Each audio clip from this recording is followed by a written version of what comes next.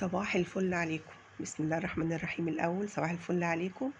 رحلة صغيرة كده، بس عايزة أوريكم ممكن بلد كتير ناس مننا ما تعرفهاش. هي رشيد، بلد بينها وبين اسكندرية ساعة يعني. مشوار لذيذ وبسيط وريحه خفيف والجو حلو.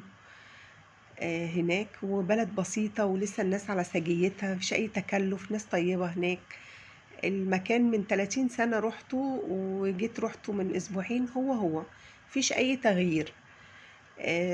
بس بلد حلوة بجد. فسحة حلوة على قد الإيد.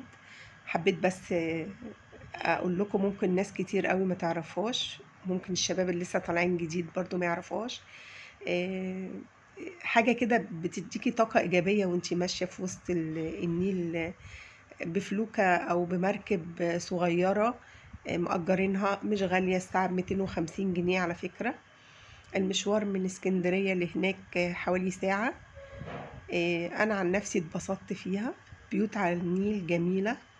هم عندهم نيل وبحر، وعندهم المياه العذبة مع المياه المالحة دي، ودي أحسن سمك. يعني احنا أول ما نزلنا طبعا متأخر، كانت الساعة 5 بعد العصر.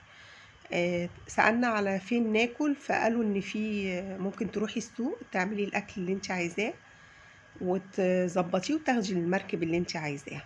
طبعا احنا عشان متأخرين معرفناش نجيب كده، فقضيناها سناكس كده وبعدين رحنا اتغدينا في اسكندرية. المكان مريح للأعصاب، الناس طيبة جدا. انتوا ممكن تعملوا كده، تروحوا تاخدوا من بدري أكل من السوق وتسووه، تطلعوا بيه على أي مركب. في مراكب كبيرة 3 أدوار بيسموها الكافيتريات. دي بتبقى ممكن تاخدي فيها، هما بيقدموا يعني كأنها كافيتيريا فعلا زي ما بيقولوا. بلد حلوة قوي. في مسجد هناك مشهور اسمه أبو المندور أو حاجة كده يعني، مش واخدة بالي. بلد مريحة للأعصاب. للي غاويين صيد ممكن يقضوا يوم حلو هناك. فيها مزارع سمكية كتير. انا قلت بس اقول لكم انها فسحة على قد الايد. ادي الكافيتريات اللي بقول لكم عليها اهي. لو حد حابب يطلعها بجد هتتبسطوا فيها قوي. وادي المسجد اهو. وشكرا وباي باي.